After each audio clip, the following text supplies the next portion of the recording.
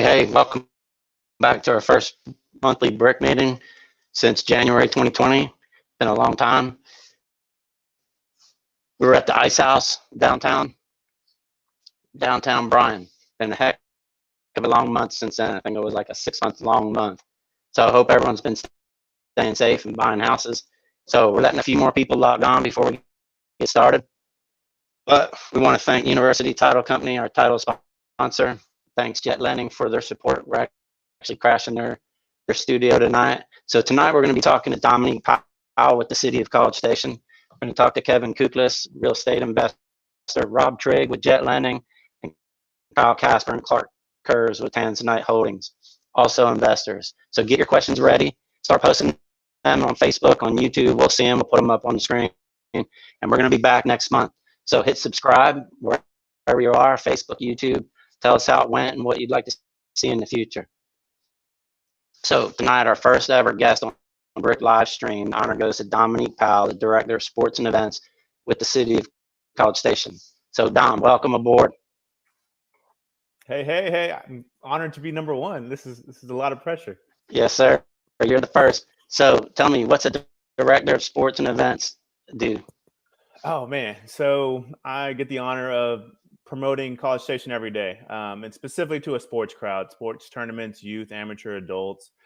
We partner with A&M on their NCAA events. So anything that you're going to compete in, we want you to compete here in College Station, and we want you to bring all your family and friends and spend all your money, and affect our economy through that spending, whether it be our hotels, restaurants, things like that.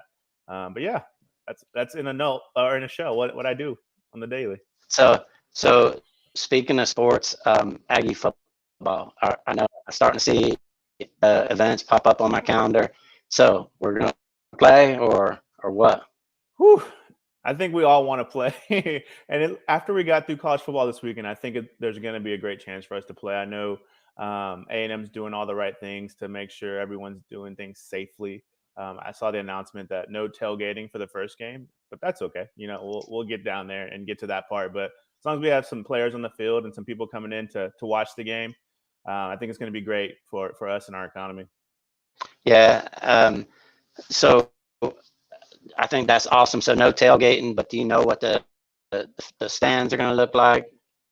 They're not going to look like your typical Kyle. That's for sure. Don't know. I haven't heard exactly how that's going to be situated, but I think we're still going to have thousands of people yelling from their homes or their tailgates. But I think they said about 20 to 25%, which that's better than zero. So we'll take it, and then we'll keep on moving and see how this thing works. So COVID in general, I mean, it's been a while. It's crazy. 8 months now. So how's that? What's been the biggest effect on the city that you saw from your job? Man, I think just kind of those shutdowns and some of our businesses having to adjust and figure out this new normal. On our end specifically, it's just the people not being able to travel and being kind of nervous to travel. But since June 15th in our community, we've started having events back here, 80, 90, 100, 150 team tournaments back into town, and really generating some dollars for our local businesses, because we know how important it is for that. So we continue to push forward and see and let them tell us what we can do. But I think just the travel aspect is something that just hurts. You didn't get that summer vacation with your kids and make those experiences. So that's going to go a long way here in the future. Yeah. So the crowd listening tonight is real estate investors, real estate professionals. So I ran into you in the gym the other day, and just immediately like 5-10 questions just popped in mind, because how the economy's doing in town affects us. And so to pick your brain to see, are the kids coming back to school? Is the money coming? Are they going to stay in our rentals? What do you see? I don't know how much of your job bumps specifically into real estate, but what do you think? I think the kids coming back in, that's always positive. Generating that sales tax is going to be huge for the city of College Station, and some of that general funds and what we can do as a city. So those kids coming back, these events where people coming in, that's going to be huge for that aspect. as far as the real estate side, when we've seen a shift with these events coming in, people wanting more space to spread out when they're in town. So that rental market, has been a driver. You give, people that are maybe nervous about being around others a little bit more space to do things. And when we're out at these events and showcasing the community, people are always asking us about moving here. What's it like to live here? Where are good areas to go and start a family or, retire and things like that. So we think we've brought a lot of eyes to that market of people, wanting to relocate here or rent something here. So I think we've positively affected that market. And the more people we can get in here, the more we can showcase our great community and the more people want to live here. Yeah. So movie theaters open back up. I saw a movie the last weekend. That's a great sign. I know it's not in every state, but open back up here. That's a good sign. What's something you think that we're not going back to? What are you seeing that won't look the same? I wouldn't count anything out that we're not going back to. I think the traveler confidence might be, shaky from here on forward. Just people, being kind of weary of where they travel and how they travel. So I know right now we're seeing a lot of the drive market and a lot of regional events, but people haven't really gotten around to traveling, across the state or flying a little bit more. So hopefully all that bounces back. But yeah, movie theaters opening, that's always good. I went to go see one and I felt like I was the only person in the theater. It was nice. Yeah, I know. Big room. So we got a question from Facebook, just general market conditions going forward, effect of COVID, going forward in 2021. Yeah, and from my end, it's gonna be, that the taxes generated. I know I mentioned the sales tax. That's huge for our overall How do I sound? city budget. Good. And so if we can get more people in here or people spending here locally, I know we've done a lot of campaigns of just, keep the dollars in town, and affect our local businesses and affect, that economy that way. I think in 2021, if we can get football in here and some of those people in here, as well as continue to drive visitors, whether it's through sporting. Our office does also conventions and different festivals and things like that. We can get some of those to happen safely, and bring some of that money in. We're gonna help 21, but I think we're gonna still see it, down in the overall budget. So when you and I went to Leadership Browsers together, and I popped up your email, and it was probably 2 emails ago. So back then it was like the Bryan and College Station Visitors Bureau. Then it was Experience. What are you guys having, like food fights? I mean, what's going on? I think we're just changing with the times. We're trying to be competitive as a community. I mean, we're not only competing with the cities around us, but we're competing nationally, with other cities on where you can visit and where you want to come and where you want to host things. So we started at the Visitors Bureau, and then we developed into the Experience Bryan College Station brand, which really was what the trend was happening in tourism in general. And then now we're part of the city, and we're gonna be under economic development and tourism as a unit, because we feel like both sides drive each other. So yeah, we've been changing. I think I just like to say we've been adapting. Yeah.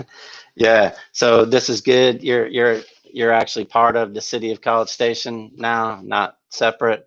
Hmm. Yeah, And we're department under the city now. Hmm.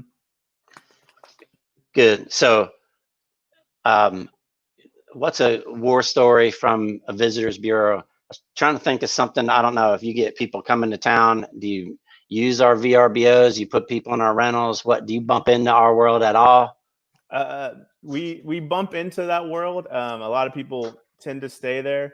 We're funded by the hotel tax, so we try to put people in the hotels. But I know October 1st they're doing that partnership with the city for the permit. So I think that's going to be awesome to promote VRBOs and things like that more. But one of the horror stories I have is we were hosting a big event, and we had two teams that had booked the same rental. It hadn't gotten taken off the system for some reason.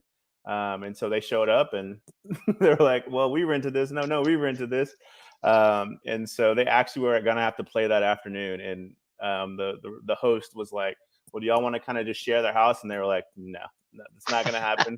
It'll be some fights after, we play each other later. So we had to figure all that out. But yeah, it's been fun kind of hearing how much those rentals have helped teams kind of come together, hang out a little bit more in one space and, travel as a unit. So we like those stories. So I'm hearing somebody ask about esports. Esports is the future. It really is. It's probably the largest segment growing. You mentioned a movie theater earlier. A lot of cities are adapting movie theaters into esports venues, letting kids come in and use that big screen and have competitions. You see a lot of cities around the nation building specific esports, stadiums and things like that. It's easy to play video games because most people play video games growing up. So to use that avenue and, there's now scholarships and things like that. It makes sense that it's growing and it's going to be huge and it's going to be the future. But we still love our traditional sports here too. So we like them both and just trying to figure out how to capture that audience right now on our end. So, yeah. So I think I heard you say a minute ago that pretty soon we're going to be paying into that hot tax, the VRBO owners. So you'll like us more then. We've always liked you, but we just had to even the playing field for hotels and you guys, and I think that just adds to the value we bring and you guys bring too. So besides make sure you register your VRBOs, what would you say if you had a bunch of real estate investors in the room, which you do? What would be your advice to them going forward? I would say contact our office, 979-260-9898, and get involved with us. We can add you to the website, and we can, help market that and potentially even put you in our systems where we know when big events are coming out, we can send things out. We call them leads and inform people of what's happening. And so we always want to have as many assets as we can. So yeah, I would say first thing first, just contact our office so we can get you engaged and plugged in on when people are coming and what they want to do when they're in town. So awesome. And last, what do you wish the community knew more about what you do? I mean, you guys hard working up there, and people are going to watch this later. What do you think they know more about you? Yeah, I would say that most people just think events come to a community because you're there. It takes a lot of work behind the scenes to bid on an event, get them to want to come to your community, make it a success while it's in town, and then try to get them back. So it's a great process, and we're trying our best to bring a lot of visitors into town and affect all the businesses. A lot of people just think it's only hotels. It's not only hotels that get affected by event or by people being in town spending money. So, support us when we can, and we have opportunities for you guys to get involved in events. So, whenever's possible, we want you engaged. Awesome. Hey Dom, that was awesome. Really appreciate you coming out tonight and being a part of this. Next up, we got Kevin Kuklis with Titan Premier Homes. And I'm going to give you 30 seconds to go get a beverage and a snack, and we'll be back in 30 seconds. Remember, put your comments on Facebook, YouTube, and we'll throw them up on the screen. Thanks.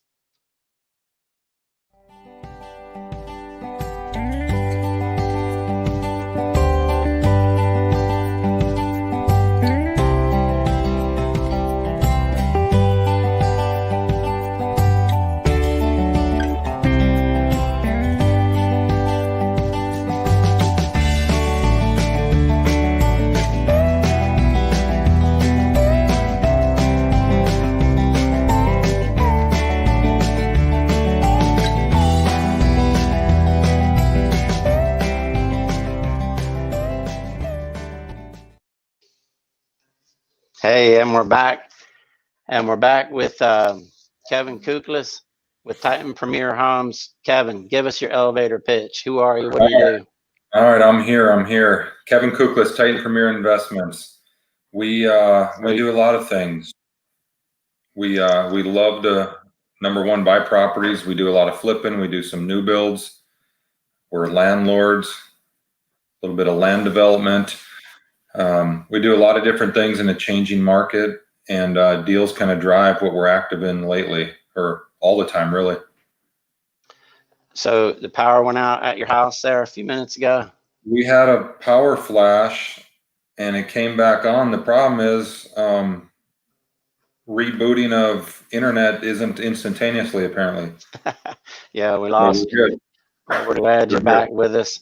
Hey, so how's business? I know you, like you said, you do a lot of buy, fix, sell, build, hold. How's business right now? I mean, I can't complain. I can't complain. You know, some things that worked well before we're struggling with. Some things that we didn't focus on much are falling into our lap.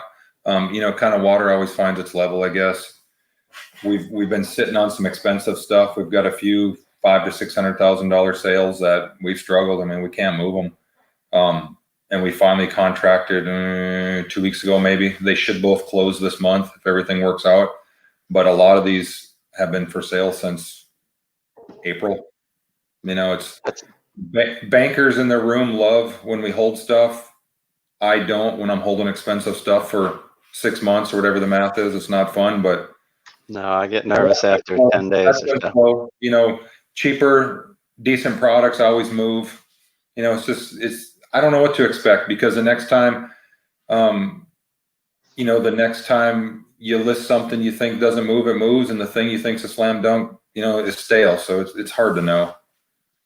Yeah, we had a mobile home on 3 acres that sold, I think, in 20 minutes, and I said, I want more of these. More of these. Find me some more. Well, what's funny is one of these, we did a new build and we were at, I forget, mid-fives on it. We just accepted a cash offer for somewhere in the 530s. And, you know, it's a 6-month-old listing. But if this guy would have been ready to buy 5 or 6 months ago, it would have been the same deal. It would have been a 2-day deal and it would have sold. So it is about timing. And, you know, that buyer didn't care if it was an old listing, new listing, you know, aging. They didn't care. It was the product, and it was a good product, and they wanted it. And so, you know, we're glad they showed up. But, you know, some expensive stuff we've had has just been sitting too long. So what, besides moving those things, what do you got right now going on? We've got 3 or 4 other rehabs going on, run of the mill. We've got a awesome double wide on some acreage. We've got brick on slabs we're doing. We're chopping some land up right now. We've sold a couple lots in the development we did. It's kind of a lot of just different things. We've really, you know, I hate to use this word diversify, but, you know, it's not just 322 brick on slab in town that we've been doing lately. And we've had to kind of, you know, wherever the deal is, we're going. So some of this stuff is, a lot of it's county, a lot of it's, you know, out of town. When I say out of town, just, you know, you got to get in your car and go a few minutes. You know, those deals next to campus that are just sitting there waiting to buy for 50 cents on the dollar aren't showing up right now. I don't know what happened. So we got somebody on Facebook is asking how you keep your rehab budget down. I don't know if that's COVID specific or just in general, but what do you think? Well, good luck, number one. Okay. Number two, I can't control what lumber prices are. We've got a new build we're about to start right now, and we've just finished up a couple other big remodels. And for people that do a lot of construction, my question is, do you know what plywood costs these days? Yeah. We just bought a stack the other day for $23 a sheet. I was spending $7.99 earlier this summer. I mean, $8 a sheet, and it's tripled. You know, we bought studs the other day at $7.49 for 2x4s. I mean, they're $2 or $3, you know, not very long ago. So that's the one thing that's been hard to control. You know, it's hard enough to, you know, I've got a couple kids I'm trying to manage. Good luck managing contractors. You know, it's the same deal. But then when you can't control materials prices right now, it's kind of crazy, really. Plywood's the toilet paper of. Shoot, apparently, you know, everybody, 5 months ago we're stocking up on toilet paper at HEB, and now everybody's slicking plywood and 2x4s. Yeah. So how about the sellers? So are people calling you right now? I mean, I would say number one, we're not doing a ton of marketing. Stuff's trickling in. We're buying stuff from a few wholesalers. We're buying stuff from a few agents. A lot of things we've had in the pipeline are finally hidden. But sellers have been a little, I wouldn't say their hair's on fire. Some people want to get stuff gone, and a lot of people, I feel like, are just holding tight. Yeah. So are you stockpiling anything? Say that again. Are you stockpiling? Are you buying a bunch of stuff, to beat the rush? I'll never stop buying when the deal makes sense. We've probably closed on 6 to 8 deals since June. So, I mean, not a ton, but, some good action. I'll always stockpile if the deal's good, but I don't feel like, I've kind of got a saying I've used a lot in the past. It goes something like this. I can sit on the couch and break even. That doesn't take a lot of skills, right? But when you buy something and fund it and close it and permit it and build it and sell it and then actually close it, to break even, that's a kind of a lot of work. So I think we're probably being sharper on our numbers right now and just being sure, because like I said, I can sit on the couch, I can sit at the pool and do nothing and break even. That's not hard, but it's not fun we'll have 2 or 3 projects that'll sell this year that make $1, lose $1, break even, flip a coin, and it's water under the bridge at this point, but it's not fun. We're a for-profit business, and it's not fun to only break even. So what's long time? When you say it's sitting on the market, what's long time to you? I'm kind of a 30 days and under guy. At 60 days, to me, that's getting old. But our longest listing is, like I said, probably April. So to me, that's you can't run a business doing that. But it's also hard to predict. And that was kind of at the beginning of all this mess. What sellers were going to do. I'll tell you something. We had this house listed, I don't know, 550, 570, somewhere in there. So it's not a cheap house, but it's fairly expensive for College Station. And we had a buyer that said, "Can you let me know when nobody's been in the house for 3 days? Then we'll come look at it." And this was early on before we knew a lot of facts. But we were getting a show today, and it was like, no, I hope we never don't, have people not in the house, but they were spooked at the time early on, and they wanted nobody in the house for a certain period of time. Yeah. So I think we got a YouTube comment from Griff175 Rogue. I think we know them. Want to know how COVID affected your business. That's a shout out to Megan and Jacob, I think. So, I don't try to participate in the media hype. So my answer is I don't pay attention to it. I don't focus on it. I just put my head down and work. Yeah. However, yes, we're seeing less leads on sellers. Yeah. Buyers were a little spooky at first. I don't feel like they are now. And with interest rates the way they are, ask any mortgage broker if they're sleeping these days. I mean, I feel like everybody and their cousin is refining, buying. Ask agents. I've had multiple agents tell me it's their career year when 5 months ago they didn't know if they're going to be able to eat this year. So some people are definitely active. We're kind of, par for the course. So speaking of kids, tell me a funny story where your kids were either a horror story or something funny, how your kids were part of one of your deals, at a house, got you a lead, something. I don't know that I've got any good ones. There was a family picture one time of my son with a cowboy hat on and a belt buckle. That's not his normal attire, but he was a cowboy man, and I used it in a marketing piece once. So besides my kids logging into my first YouTube show and throwing a comment up on the screen, we own cats. Well, now cat that we got from a house that we bought while I was touring the house. I don't bring my kids on bike hauls, but they were there when I was like getting the keys from the guy. Finally, we owned it, and that guy handed my kids kittens in the garage while I was touring the house. And then by the time I got back, they were like, "Oh, look, we got new kittens." You couldn't give that one back. So we say one of our cats grew up on the mean streets of Hearn. Anyway, to finish that story, he Yeah. and I were on a I don't know, postcard, not billboard, but we're on something. Yeah. And we did get a buy one time. And I can't remember who the seller even was, but the comment was something like, "You guys look like such a nice family and a nice little boy, and I thought I'd call you first." So, Awesome. yeah, maybe it worked. Yeah. Well, Kevin, that's awesome. Any last words for the group? What's your $1 million nugget for the people listening? Last word. I guess my comments are, don't take no for an answer. Don't participate in the lack of hype. If you want to be successful, you just got to keep plugging away. I told them the other day, they were hemming and hawing. Is this a good time to buy? Bad time to buy?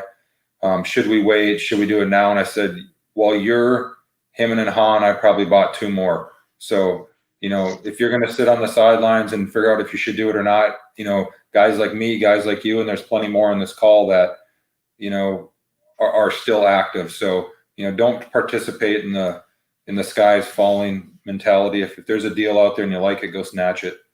Awesome. Hey, Kevin, thanks a lot for coming out tonight. We are blessed to have you a part of the group, and glad you came out tonight. So before I send you to commercial, quick introduce myself. I'm Keith Roberts with 12 Realty, Jet Lending, run the Brazos Real Estate Investors Club, and also buy ugly houses with Homevestor franchise with my partner, Jeff. We are so glad that you're out here tonight with us live on our first show.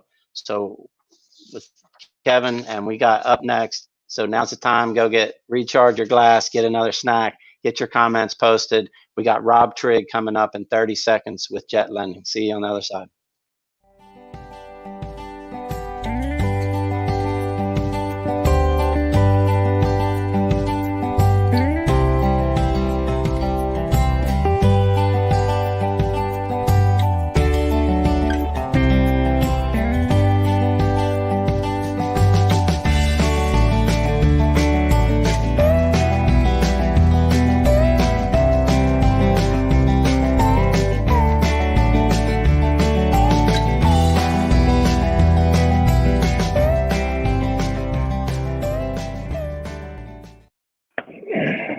Hey, and we're back. Welcome back. Oh, what's up? Hey, Rob. We're with Rob. We're actually in Jet Lending's StreamYard studio tonight. So shout out to Jet for letting us crash your studio, even though I'm up in College Station in my office and you look like you're at your house. But we are virtually crashing Jet Lending's StreamYard studio tonight. So Eddie might be in the comments. I wonder if Eddie's getting upset right now. I don't know if Mary, if you see his comments come up, Eddie in the comments, throw them up there. Unless it's a hard question, then don't, or Rob will answer it. So Rob, I see by your tag right there that you're senior loan officer with Jet Lending. So I want to tell a quick story. I first met you, and I say met in the COVID sense, like online or actually on the other end of a phone call, when you were doing a loan for somebody. I think it was 2 years ago up here in College Station. You're down in Houston, and we were selling a house, and that guy said, "I'm going to get hard money." And next thing I know, Rob with Jet Lending is calling me, and I said, "I know, Eddie, I'm happy to work with you." And that buyer was a mess, but Jet Lending wasn't. And I knew Eddie before that deal. And just having you on that deal, I'll tell you what, you saved that deal. That dude, I would have fired him as a buyer, which I don't ever do, but that dude almost got fired. And if he only knew without you, he would not have got that house. Well, you know what? Now that I think about that house, I probably wish you would have fired him. I know, because I think he's still, well, I bet Johnny's happy because I think he's still paying interest on that thing. I think he is, but yeah, man, I tell you what, sometimes you got to go a little above, beyond, even if you don't know what's going to happen on the other side. And I think we do that at Jet very well. I think we take care of our clients in a way that most lenders, don't even think of. You know, I say it often, and we talk about this in our staff meetings. There's a lot of lenders out there that just throw some numbers on a sheet and say, "Hey, you know, we're going to do this deal. Here's your numbers." I say what sets us apart is the fact that we dig a little deeper. We do an evaluation of the property. We spend time on the phone trying to save deals for the client. I mean, I can't tell you the number of times that I've gotten phone calls from, you know, either the seller or the title company or something that's like, "Hey, your guy ain't responding," or whatever, and I'll call them and say, "Hey, man, look, it's a great investment property for you. What's going on? What are we going to do here?" You know, and typically that'll turn it around in a very quick, you know, "Hey, all right, yeah, I need to get more focused." So. Yeah. So I opened up telling you that it was awesome to work with you as a seller, and you repping the buyer. Well, not repping, but repping his money. But you on that deal, you worked as hard, or if not harder, than a bunch of realtors.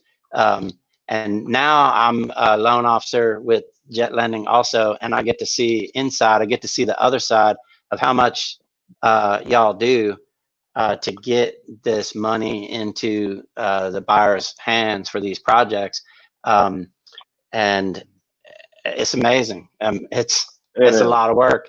But just earlier today, I was talking with a buyer who's experienced, but it's me coming from being in his shoes. I could say, "Hey, take a look." He's filling out the repair budget, and I say, "Look, this is a good step for senior investors or even new investors, just to stop and sit down and make sure your project's going to make sense up front." Yeah.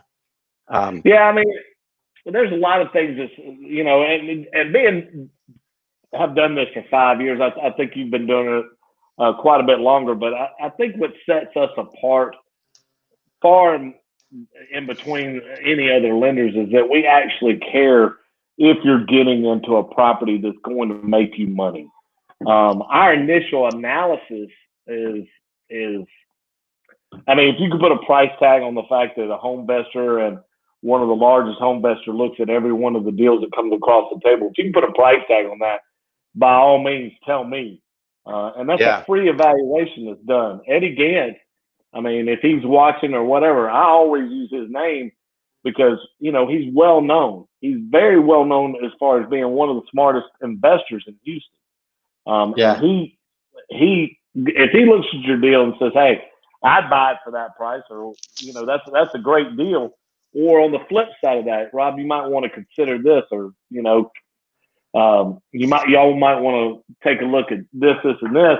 It's on a busy street. You know, look at this sheet or shake roof. I mean, we've saved some deals and got the client to go back to the negotiating table after the inspection or the appraisal and say, "Hey, you got a cedar shake roof under that under there, and that's going to cost me $30,000 to get that replaced. I need this price lowered." You know, and it helps to see these things that most investors will miss. So. Yeah. So we had a shout out, I think, all the way from New Jersey up there, Todd, saying, "Hope all these deals pan out for everyone." I hope they do too. And with Rob helping, I think they will. So I see some Army stuff in the background there. I got a little bit of war memorabilia here. So I got some behind me too. Yeah. I think we got a question on Facebook. What are some key points you look at on deal analysis? I tell you what, when we do any deal analysis, we want to know what your purchase price are. We want a good repair estimate and know that you've been to the property, and some photos so we can kind of take a look and see what's going on, you know, inside the property, around the property. And so a good set of photos gives us a great snapshot. You know, as long as you can provide that, we can get you, you know, we can, Keith and myself or anybody here at Jet, we can get you a deal analysis quick and let you know what we can lend in a pretty decent turnaround time. I hope that answers your question. So I got to climb on board with Jet behind the scenes right in the middle of COVID. So Yeah. I didn't know how that compared to before COVID. So you tell me, it seemed to me like Jet was blowing and going all throughout, still is. It's amazing. So what do you think the impact of COVID on lending in general, and what you think won't be the same on the other side? You know, I will tell you this. COVID has not really slowed us down.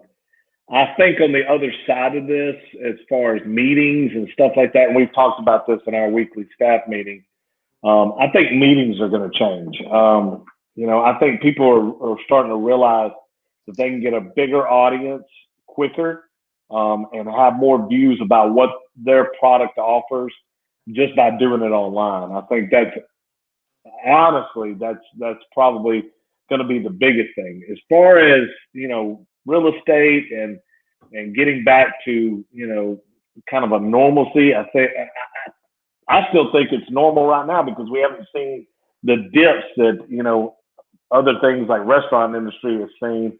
I think we're going to be, you know, even keel right now. Yeah, I tell people, you know, I'm blessed to be able to still do my job, you know, and not be forcibly shut down. And I just pray for some of these cities and towns and industries that aren't going to recover at all. So we're blessed. So you're from Mississippi. Yeah, I am from Mississippi. You know, it's kind of a blessing and a curse. So Mississippi or Mississippi State? We're hotty toddy all the way in this house. Hold on just a second. I got my Ole Miss football right there.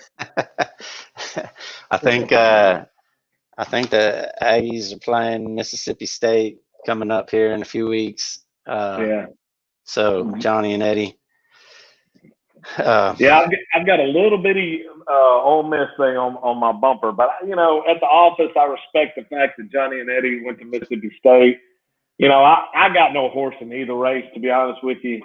I'm from Mississippi. My dad was a stark Ole Miss fan ever since I was growing up. You know, he passed away in 2017, and you know, I just try to keep the tradition of, you know, the Trig man supporting Ole Miss. So I mean, you and I are alumni of Central Texas College. Yeah, that's where I went, Central Texas. Army school. Yeah, that's not where I got my degree, but I got a couple of my classes there. Oh yeah, I've got several classes there. I live in Central Texas now, and I still don't think I've ever know where that building is, if it really is a building somewhere. So we got like less than a minute left. I gotta ask you. We got a question. What do you look at in deal analysis? But what I want to know is what your $1 million nugget is for the group. If you had everybody for one more minute, what you do? What would you tell them? Hey, this is the way going forward. This is what you should do. I would tell you right now, your $1 million nugget is going to be in rentals. Get them while they last, because if you can start building your portfolio for long-term gains and long-term wealth, I think you're going to be in a better side of investing. You know, that mailbox passive income money coming in is probably one of the best things. And Jet Lending can help you out with your 30-year loans long term. We've got so many different products that are coming out, so many different avenues that we can get those 30 years investor loans done, fully amortized.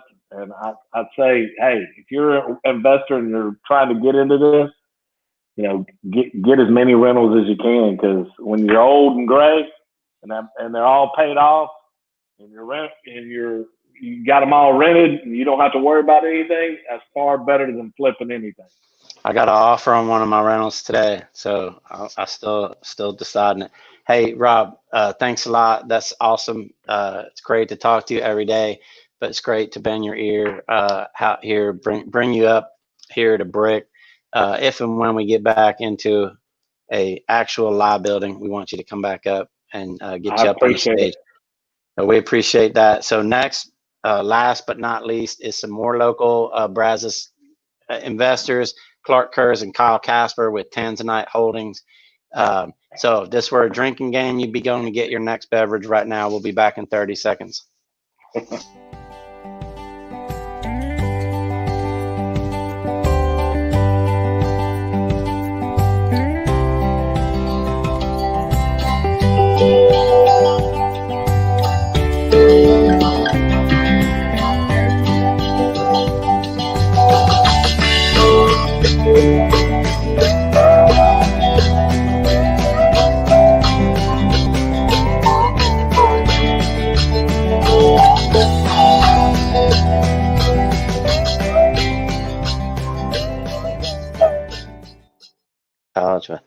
Hey, we're back with Clark Kurz and Kyle Casper with Tanzanite Holdings. I feel like I should be introducing you guys, as I've known these guys for years. We got lots of mutual friends. We bought and sold a bunch of houses together. But actually, we just met. And by met, it was like a phone call in the height of COVID. And talking with y'all, I realized how have we, this isn't that big of a town, and we do the same things. I would have swore we would have bumped into each other long before now, but I'm just so glad that we met, because we've already done, I don't know, 2 or 3 deals together just since COVID hit. So welcome. Tell us a little bit about yourself. Who can give the best 30-second elevator pitch? Yeah, I'll start. Our business started 4 years ago. We started out buying rentals. We do a little bit of everything now: new construction, rentals, seller financing. Our name, Tanzanite, comes from a gemstone. I don't know if y'all are familiar with it, but it's kind of random, but we get asked a lot, what's your name? Where did it come from? A purple gemstone. Yeah. Yeah. I'm crossing that off on my list of questions now. Yeah. So that was Kyle talking. So we got Clark. Tell us a little bit about yourself. Yeah.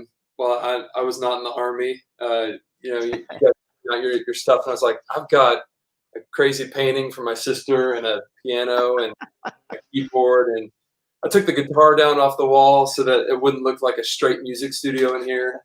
That was you playing in the BRIC, right? Yeah. No, we've been friends since school, and I don't know. It took me a year or so of trying to convince Kyle to go into business with me, and here we are a few years later. And we've really enjoyed knowing you, Keith, and I think we have bought 3 properties from you guys, and that's not for lack of trying to buy more. Yeah, no kidding. And some of them were tight that we had been working on for a few years, and that were really thin. And my partner Jeff, who I think is watching us but not here in the studio, when we told you about them, it was like, they're kind of thin. So if somebody who was new, just first deal, came up and tried to make them work, we might have said, this kind of thin, we couldn't get it any cheaper. And it took us a year to even get it at that. But you guys already sold one of them already? Yeah, so we actually sold one yesterday, and the other we've got under contract to sell. So they've gone really well, and I don't want to jump the gun and start talking about business COVID, but they both have gone better than expected. Yeah. So that's awesome. And we got a call from like around the corner from one of them. And I think, Kyle, you met us out there. We're still working that one. But curious to see how that one out back there does, just because that little pocket neighborhood is pretty neat. So like I was talking with Rob, they were blowing and going during COVID. You guys were too. So tell us about that. Why, some people were hoarding their money, not sure what they were going to do, and you guys are out buying, straight buying. Yeah. Well, I think it might look a little deceptive. The first couple months of COVID was, oh shoot, are we going to make it? And really, we had more properties for sale in March than we've ever had at any one time. And, you know, seeing a pandemic and shutdowns and wondering, you know, is there going to be any supply of lending? And we were really fortunate. A couple of our more expensive homes that we were selling sold like February, March, and feel like we barely got them closed before.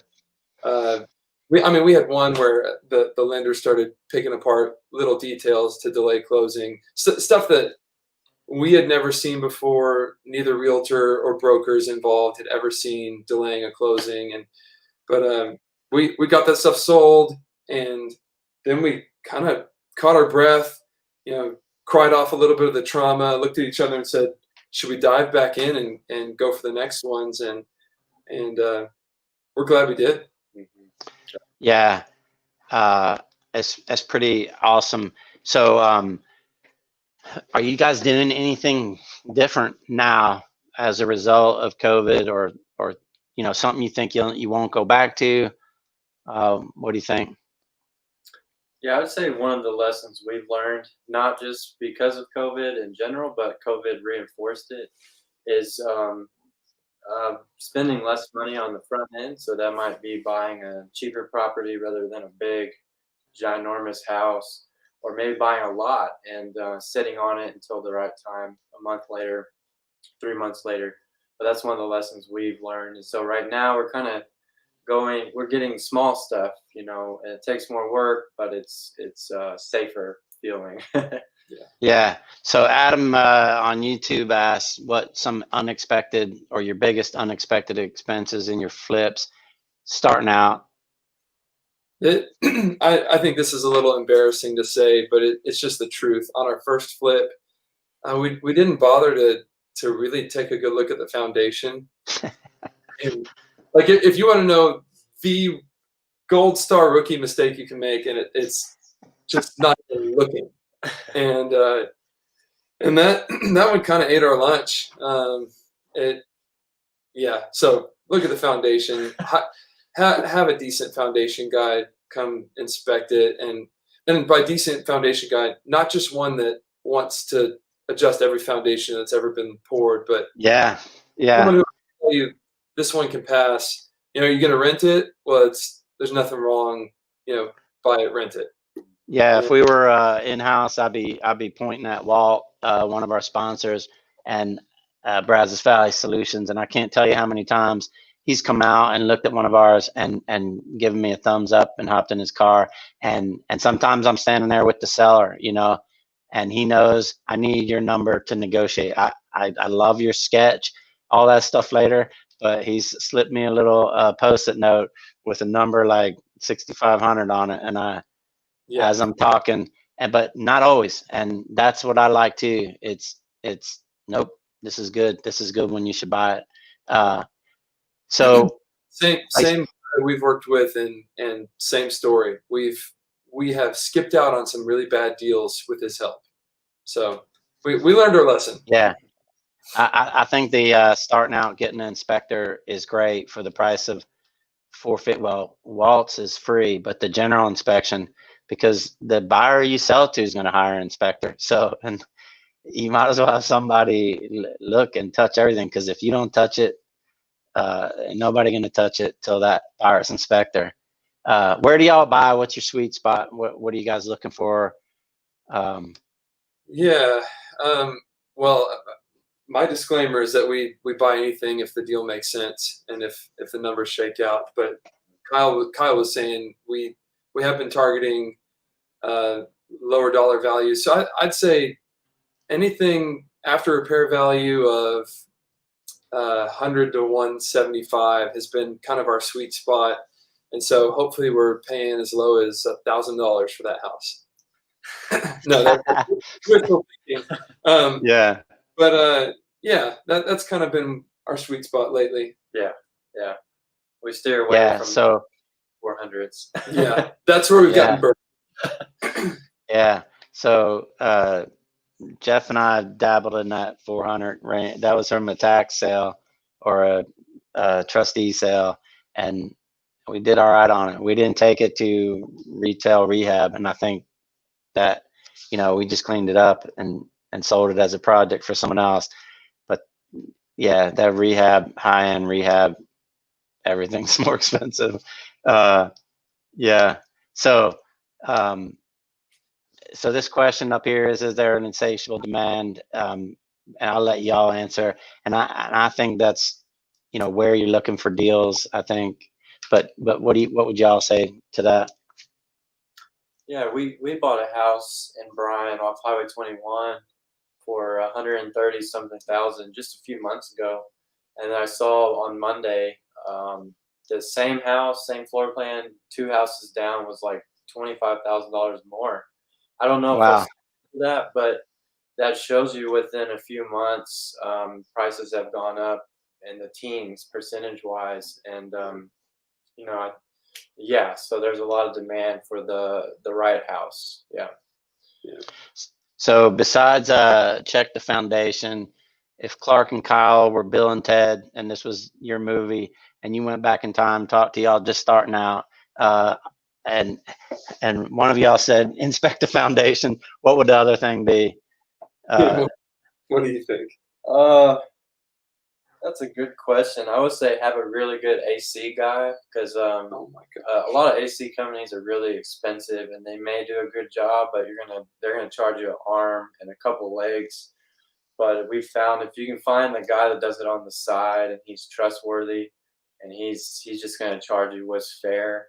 But still licensed. Yeah, license. That's is important. Good. Yeah. That's one on your team. And that's a big cost in any house. Yeah. Yeah, that and I think I don't know. This isn't like something to change if I was talking to younger selves, but I would just try to encourage us. It has served us really well to be vulnerable and honest with contractors, buyers, and sellers. Like instead of trying to pull a fast one and make an extra dollar on this deal or pay a little less on that one, and trying to get, you know, this hardline deal negotiated, it just has really served us well to develop a reputation and relationships with people where people can trust us. Yeah, I mean, we tell people we will make money on this. Hopefully, we'll make a lot. You know, we're not in it to donate our time so that someone gets the top dollar on their sale, but we want everyone to walk away saying, yeah, we do it again. And hopefully we'll do the next one with you. And so I think I would just encourage us, like, don't lose sleep over, did you get the perfect deal? Did you get a fair deal? And that's enough. So tell me a war story besides your foundation, let's say involving animals. Any animal war stories on your projects? And maybe this will help you. One of the houses we bought that from heirs of a guy who passed away, that guy had dogs, and it's one of the local relatives was still going by there and feeding the dog. So it was a vacant house knocked down with a dog inside the fence, and it delayed closing by a couple weeks because we had to figure out how to get rid of this dog, which I learned a lot. And cats. I now know how to get rid of like 50 cats and a dog. But how about y'all? Yeah, we've had a couple interesting stories. One that comes to mind is we've learned that if a tenant has an emotional support animal, you want to allow that, and you don't want to fight it too much, because if you fight it, their parents get involved, or you know, they say, oh, they threaten you or something. It's like, okay, So that's a student. That's a student rental. Yeah. So, What kind of animal? I'm guessing it's not a dog. yeah, usually dogs. Nothing. Yeah. I thought you were gonna say emotional support cockatiel or something. A ferret, something. Yeah. No, I don't think we've had too many horrible run-ins with animals. I mean, we've had a couple of beehives, and you know, you walk there with a little honey. I actually we haven't had a lot of beehives, but the couple we've had, I was really excited. Yeah, not too many animal things. We've had a squatter in a house that was for sale and had someone living in it for a couple of days, 2 or 3 days. And A squatter, you said? yeah, a squatter, someone that was living in our houses.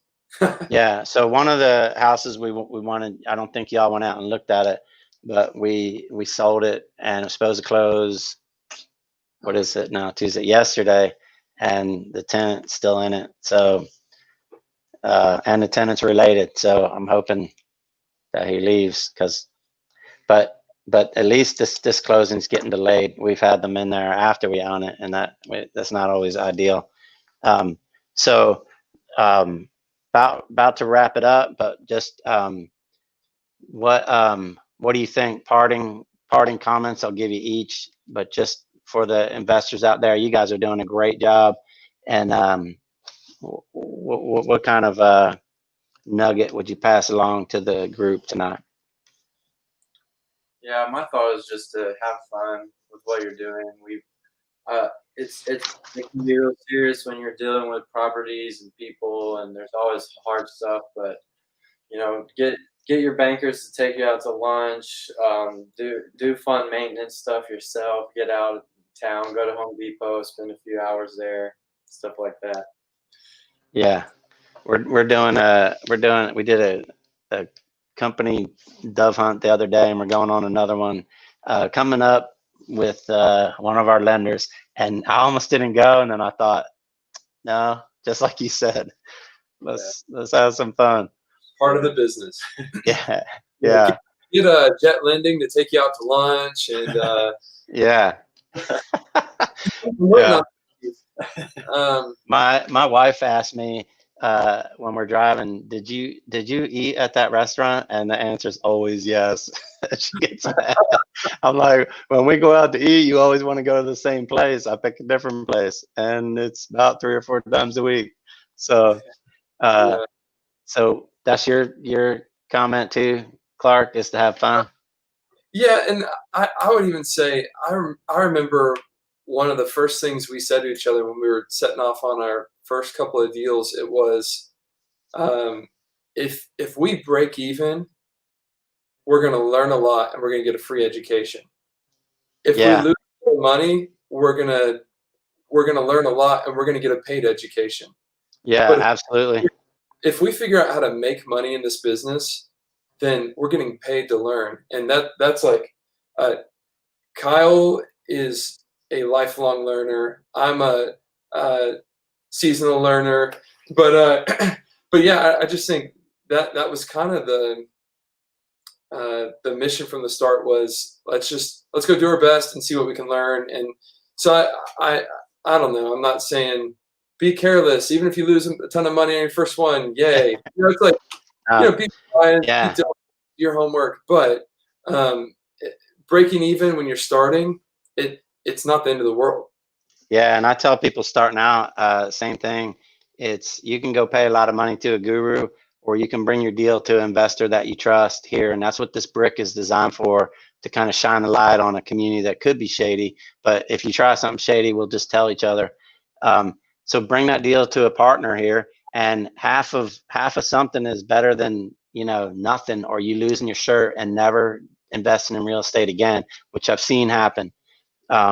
So it's awesome. That's why I think the first time, I talked to you on the phone, I think we talked for an hour. It's just great running into people who, I can tell that I wanted to do business with you. I trust you, and looking forward to doing a lot more deals in the future. We're blessed to have you tonight. Thank you for coming out, and hope you enjoy the rest of your night. Yeah. Thanks, Keith. Thank you. All right. Hey, so that's all we got tonight. We plan to do this every month, and so watch this space for our next date. I think it is October 13th, if that's a Tuesday. And we want to thank University Title, who is our title sponsor. Thanks, Jet Lending, for letting us use your room tonight. God bless and have a great night.